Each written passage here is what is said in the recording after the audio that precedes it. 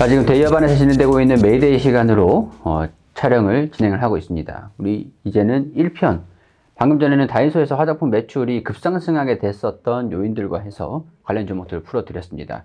지금 2편, 바로 이제 말씀을 해주실 순서인데, 잠시 후에는 관심 종목들까지도 말씀을 드릴 거기 때문에 집중해 주시면 좋겠습니다. 자, 그러면 두 번째 이슈, 어떤 이슈들일까요? 네, 제가 두 번째로 말씀드린 이슈는 바로 경고 문구를 추가했음에도 불구하고 식지 않은 카티 세포 치료제 시장에 대해서 설명해 드리려고 합니다. 네, 칼트티 치료제, 이게 뭐죠? 카티세포 치료제 같은 경우에는 환자에게서 면역세포인 T세포를 꺼내서 특정 항원을 인지를 해서 공격하는 유전자인 키메릭 항원 수용체를 유전자 조작으로 결합을 한 뒤에요. 암세포를 추적해서 공격하도록 배양한 약물이라고 할 수 있겠습니다. 정상세포 손상은 줄이면서 효과적으로 암세포를 없앨 수 있기 때문에 기적의 항암제라고도 불리고 있습니다. 현재까지는 노바티스, 길리어드 등 글로벌 제약사들이 개발한 카티 치료제 6종이 미국의 FDA 허가를 받았지만 현재 국내에 도입된 글로벌 카티 치료제는 노바티스의 킴리아가 유일하다고 할 수 있겠습니다. 이게 지금 FDA 허가까지 받았다고 했는데 왜 경고 문구를 받은 거죠? 경고 문구를 받은 이유가 바로 카티 세포 치료제가 암 치료 후에 새롭게 발생하는 2차성 암을 유발할 수 있기 때문에 이러한 내용 때문에 FDA가 경고문을 추가를 한 것인데요. 완벽한 치료제는 아니네요, 사실. 네, 완벽한 치료제는 아닌데 그래도 이 치료제만의 장점이 있습니다. 어떤 거죠? 여기에 대해서 제가 조금 이따가 설명해 드리도록 하겠습니다. 자, 우선 카티 치료제 같은 경우에는 한 번 투여로 완치율이 50% 넘기는 등 높은 효과가 있지만 현재는 안전성 관련 조사를 진행 중인 상황에서 이 신중을 좀 기하겠다는 모습으로 보이고 있습니다. 완벽한 치료제는 아니지만 완치율이 50%가 넘는다. 그렇기 때문에 사실 암에 대한 완치는 없기 때문에 그만큼 절실한 그 분야라서 임시적으로 50% 사실 50%면은 효과는 있지만 효과는 없는 거와 마찬가지거든요. 10명 중에 5명이 대상이 될 수 있기 때문에. 근데 그 5명을 치료하기 위한 약품이라서 경고 문구가 좀 들어갔던 것 같습니다. 일단은 이런 상황인 것 같다는 생각이 좀 드는데, 시장에서 좀 관심을 가지고 보고 있는 건가요? 아니면은 매출이 계속 증가되고 있는 건가요? 어떤 이슈들이 있는 건가요? 현재 시장에서 관심을 가지고 이제 지켜보고 있다고 볼 수 있겠습니다. 일단 국내에서는 참 매출이 나오고 있지는 않고요. 이제 임상을 진행을 하고 있기 때문에 이러한 내용들도 좀 설명해 드리려고 합니다. 네, 이유는 바로 카티세포 치료제는 환자가 잘 맞으면 치료 효과가 매우 뛰어나기 때문인데요. 사실 카티 치료제 같은 경우에는 여러 치료제를 써본 환자가 마지막에 투약을 하는 약물이기 때문에 이렇게 경고 문구를 추가한 여파는 적을 것이라는 분석도 있고요. 실제로는 다국적 제약사가 FDA가 카티세포 치료제의 안전성을 조사하는 동안에도 카티세포 치료제를 개발한 기업에 투자하는 등 개발 열기를 지속하고 있는 모습을 보여왔습니다. 이런 상황이기 때문에 국내 기업도 현재 카티세포 치료제를 개발하는 데 힘을 쓰고 있다고 볼 수 있겠습니다. 그래서 이게 말씀을 해주신 게 50%라고 했어요. 살짝 좀 의아하긴 했거든요. 경고 문구가 들어갈 정도면 사실상 치료제로 효과가 있는지에 대한 의구심이 좀 들었는데, 환자와 잘 맞는다라는 조건 하에 치료 효과가 매우 뛰어나다. 그러면은, 그리고 마지막에 투여하는 최후의 보루라는 거잖아요. 예, 그렇습니다. 네, 그렇다라고 하면 치료제로서의 효능은 분명히 필요성이 있는 거죠. 자, 알겠습니다. 그러면은 이 카티 세포 관련 종목들은 좀 어떤 게 있을까요? 카티세포 치료제 같은 경우에는 일단 혈액암 분야에서 굉장히 중요한 치료법이 되어 있기 때문에 혈액암 중에서 림프종 관련 기업 2개를 좀 설명해 드리려고 합니다. 첫 번째 기업은 큐로셀인데요. 큐로셀 같은 경우에는 우선 국내 기업 중에 이러한 카티세포 치료제의 임상 단계가 가장 앞선다고 볼 수 있겠습니다. 큐로셀은 CD19의 단백질을 찾아내는 카티세포 치료제 후보 물질 바로 안발셀을 개발하고 있습니다. 안발셀 같은 경우에는 재발성 또는 불응성 미만성 거대비 세포 림프종 환자를 대상으로 개발된 약물입니다. 현재는 임상 2상을 마친 상태이고요. 앞으로 이러한 임상 결과를 들고 올해 9월에 식약처의 안발셀의 품목 허가를 신청할 계획이고, 내년이면 국내에서 암 환자가 이 후보 물질을 신약으로 쓸 수 있을 것이란 기대감이 있다고 볼 수 있겠습니다. 또한 여기에 대한 임상 결과도 굉장히 좋다고 설명을 드릴 수 있겠는데요. 최근에 공개한 안발생의 임상 2상 톱라인에서 환자 73명을 분석한 결과 치료 이후 암의 크기가 일부 줄은 부분관해, 그리고 암이 있다는 증거를 확인할 수 없는 완전 관해 환자의 비율은 75%였고요. 그리고 암이 사라진 상태인 완전 관해는 67%를 보였습니다. 이는 카티세포 치료제인 킴리아가 임상 이상에서 40%의 완전 간회를 보였다는 것을 저희가 대입을 해본다고 한다면 데이터적인 측면에서는 암발셀이 강력한 경쟁력을 갖췄다고 볼 수 있겠습니다. 자, 노바티스의 킴리아가 완치율이 50%, 그러니까 효과율이 한 40%, 환자 비율, 완전 간회 같은 경우는 한 40% 정도 유지를 하고 있는 상태인데, 이 큐로셀의 암발셀이 그 완전 간회에서는 75% 정도 높은 수준을 유지를 하고 있다는 거에서 경쟁력을 갖췄다. 이렇게 정리를 좀 해주셨습니다. 자, 그렇다면 지금 주가 흐름이랑 이 큐로셀의 뭐 재무라든가 그런 것들을 현재 흐름들이 좀 어떻게 되고 있는지 체크를 해보도록 하죠. 예, 큐로셀의 재무제표를 본다고 하시면 아직까지는 이렇게 매출에 대한 좀 기대감은 없습니다. 왜냐하면 이렇게 영업이익과 매출액도 없고 영업이익이 좀 적자를 기록하고 있는 모습을 보여주고 있기 때문에 임상에 대한 기대감으로 현재 주가가 상승을 했던 모습을 보여줬다라고 볼 수 있겠습니다. 그리고 큐로셀 같은 경우에 신규 상장주인데 아무래도 매출액이 없다 보니까 기술등의 상장으로 이렇게 상장이 된 모습을 보여줬고요.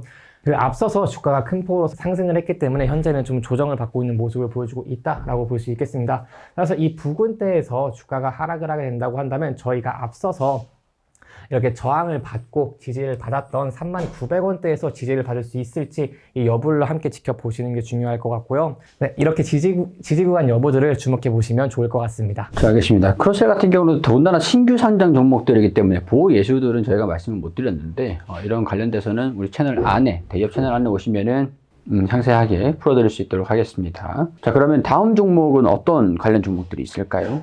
네, 다음 종목은 바로 에클론인데요. 에클론도 앞선 큐로셀과 같이 재발성 또는 불응성 미만성 거대 비세포 림프종 환자가 쓸 수 있는 카티세포 치료제 후보 물질 AT101을 개발하고 있는데요.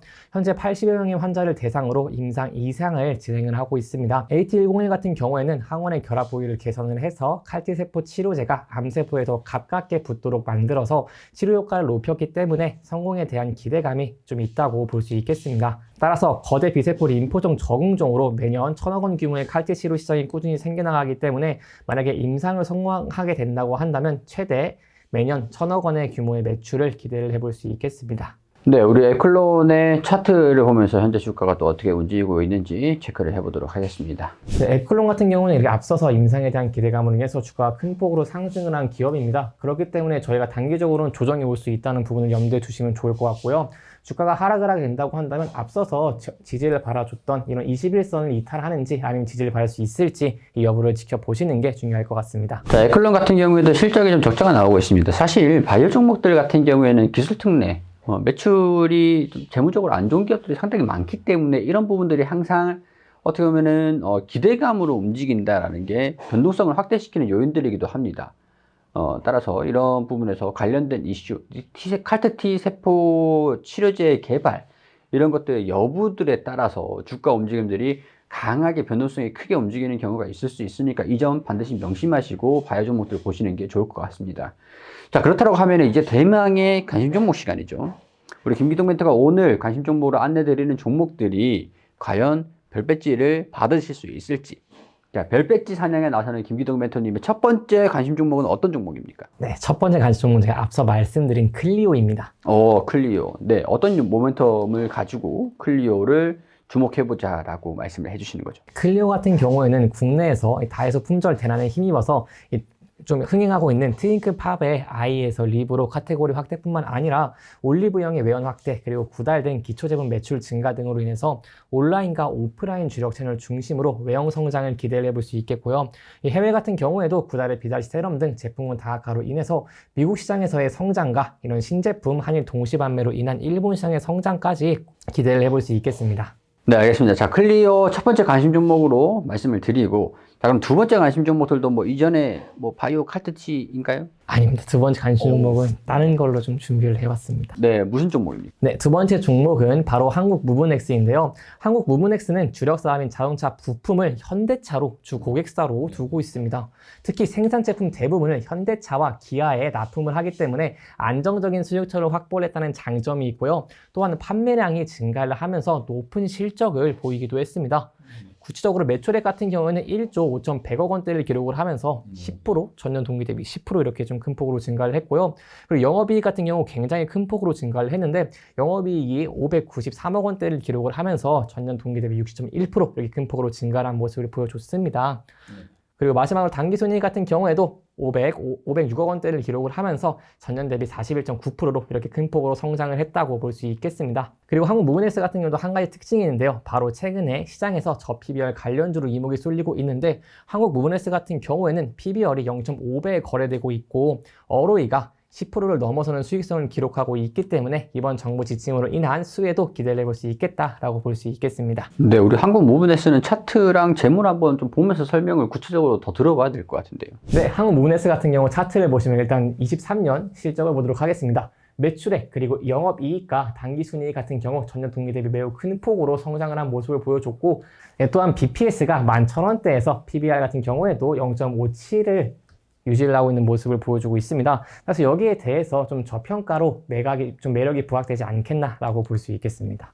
한국무브넥스 같은 경우에는 높은 성장세를 보여주고 있기 때문에 주가가 이제 강하게 슈팅을 한 모습을 보여주고 있고요. 현재는 조금 조정을 받고 있는 모습을 보여주고 있는데 그럼에도 불구하고 자산가치 대비해서 주가가 저평가 구간에 위치해 있다고 볼 수 있기 때문에 주가가 떨어진다고 하더라도 부담은 좀 덜 수 있다라고 볼 수 있겠습니다. 바로 이런 포인트들이 매력 포인트라고 말씀을 드릴 수 있을 것 같습니다. 네, 알겠습니다. 첫 번째 관심 종목은 클리오라는 기업이었고 두 번째 관심 종목은 한국무브넥스라는 기업입니다. 클리오 같은 경우는 앞서서 1편에서 차트와 재물을 보면서 설명드렸기 때문에 2편에서 한국무브넥스 또한 설명을 좀 드리는 상태고요. 한국무브넥스가 특히나 저평가 구간에 위치해 있는 것 같으니까 좋은 종목들을 뽑아주시려고 많이 노력을 해주신 것 같습니다.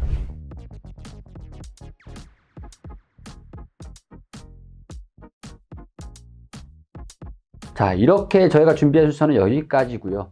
우리 관심 종목들 말씀드렸던 것들은 다시 한 번 더 말씀을 드리겠지만 우리 멘토분들은 신은 아닙니다. 그 자리에서 최선을 다하는 분석을 최선을 다해서 해드리는 그런 멘토분들이기 때문에 맹신하지 마시고 단순히 참고만 해주시기를 거듭 당부드리면서 도움되셨다면 구독과 좋아요도 한 번씩 부탁드리도록 하겠습니다.